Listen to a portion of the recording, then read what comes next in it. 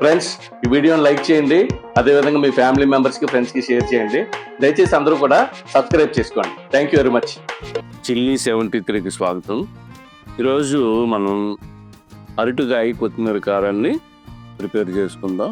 ఈ అరటికాయ కొత్తిమీర కారానికి ముందుగా మనం ఒక బౌల్లోకి వాటర్ తీసుకుని ఆ వాటర్లోని ఒక 2 స్పూన్లు కళ్ళు ఉప్పు కానీ సాల్ట్ కానీ వేసుకుని అట్టే పెట్టుకోవాలి. ఈ విధంగా మనం అరటికాయని పైన స్కిన్ అంతా రిమూవ్ చేసిన తర్వాత అరటికాయని మనం ఈ విధంగా మనం పెద్ద ముక్కలుగా కింద కట్ చేసుకుని పెట్టుకోవాలి. ఇలా పెద్ద ముక్కల కింద మనం కట్ చేసి పెట్టుకుని మనం దీన్ని 50% మనం ఆయిల్ ఫ్రై చేస్తాము. అది ఒక 25% మనం పెరుగు వేసుకుని పెరుగులో మనం బాయిల్ చేసుకుంటాము. మిగిలిన 25% మనం ఈ కొత్తిమీర కారంలో బాయిల్ చేసుకుంటాం.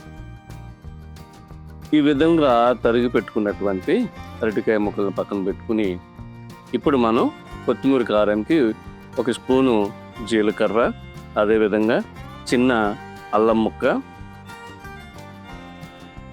అదేవిధంగా ఒక 8 పచ్చిమిరపకాయలు.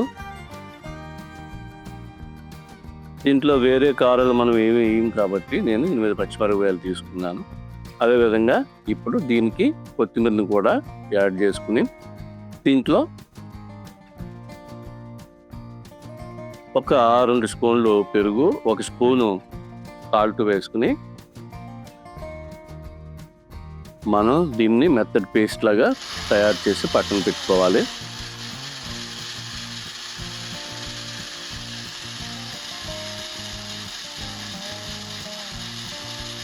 ఈ విధంగా మనం పేస్ట్ చేసుకుని పక్కన పెట్టుకుని ఇప్పుడు స్టవ్ వెలిగించుకుని స్టవ్ పైన ప్యాన్ పెట్టుకుని ప్యాన్ వేడెక్కిన తర్వాత మనం ఈ కూరకు సరిపడా ఆయిల్ని వేసుకోవాలి. ఇప్పుడు ఇందులోకి ఒక 1/2 స్పూన్ జీలకర్ర, ఒక 1/2 స్పూన్ ఆవాలు వేసి మనం ఈ యొక్క ముక్కలన్నిటిని కూడా బాగా వేపుకోవాలి. ఇప్పుడు మూత పెట్టేసి ఒక 50% బాయిల్ అవనిద్దాం.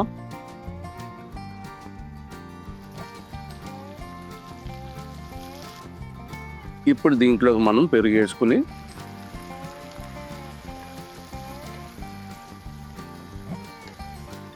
దీంట్లోకి మనం మళ్ళీ కొంచెం పసుపు, అదేవిధంగా కూరకు సరిపడా సాల్ట్ వేసుకుని ఇదంతా కూడా బాగా మనం కలుపుకుని ఒక 25% మనం బాయిల్ అవనిద్దాం.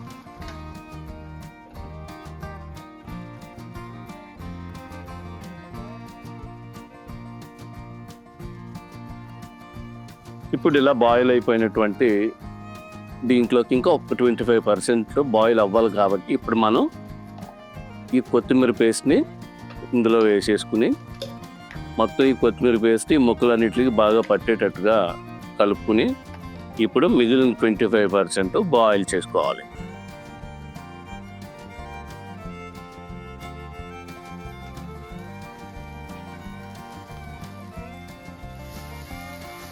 చూసారా, ఇంకా చిన్న లైట్గా వాటర్ శాతం అనేది ఉంది, అది కూడా ఉండకూడదు, కంప్లీట్గా బాయిల్ అయిపోవాలి.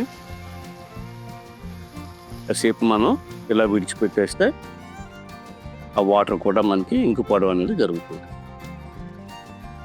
వాటర్ ఇంకిపోయింది. ఇప్పుడు ఆ కూర కూడా కంప్లీట్గా మనకి బాయిల్ అయిపోయింది. ఇప్పుడు దీన్ని మనం ఒక ప్లేట్లోకి తీసుకుని వేడివేడిగా సర్వ్ చేసుకోవాలి. Thank you.